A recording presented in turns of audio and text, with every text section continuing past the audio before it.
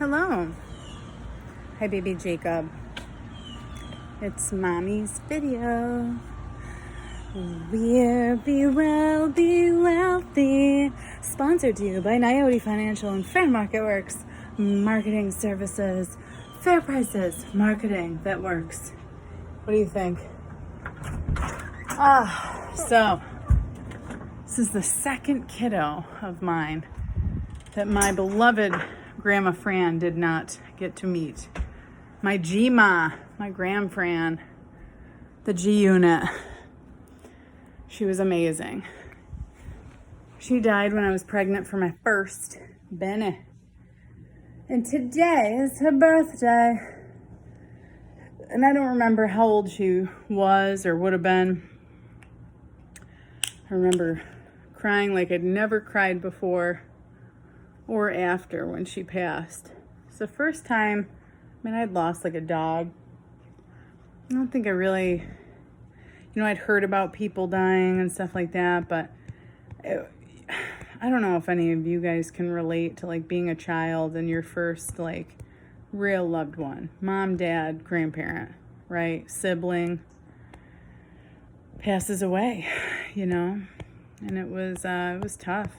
I howled. It was insane, but it was the first time that I really, really had to grow up, really had to throw myself into God.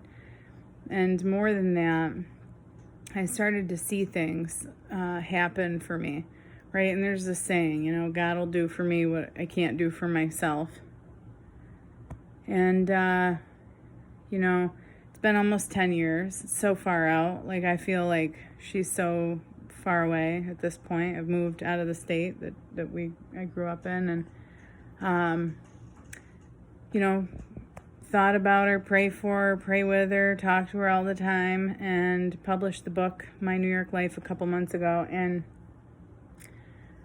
I get the best. Today's her birthday, right? I'm telling the kids, I'm like, it's Gigi's birthday. I this morning I had a podcast, and it was predominantly about her. She was always like super fancy and super like just sweet, and she had this mink coat. And I remember this one time in the depths of my addiction, right after my car crash, trying to go to school, trying to get together. And there was a speaker at my college that talked about being like so useless, and her grandma coming to visit her in a rehab and saying that her grandma was like really fancy and like something about like pounding through snow and like stepping over barbed wire to get to her and to like see her and support her. And I'll never forget like my grandma looking back at me when the speaker said that, because that's how I felt, and I remember after she passed, my dad and his sister sold her house and sold her cars and everything. And I was trying to like take her trash because I just felt so attached to it, which is probably why I have so much passion for the financial company, because I do have such a strong belief in after-death planning and life insurance and things like that. But anyway, one day my dad was saying, oh, what kind of coat is this? And I was like, you can't sell her mink coat. And it's completely outdated now, but I at least I got that, and I'm never going to sell that because that's, and I guess my dad gave that to her, which is kind of sweet. And you can check out my podcast, #BeWellBeWealthy. I shared a little bit this morning about how even in the worst steps of my addiction, we're still human beings. I threw her a surprise birthday party for, I think, her 60th or 70th birthday because I loved her, I still do. So today I work all day, right? At least 12 hours a day, viciously, I would say. And I get home, get the kids home.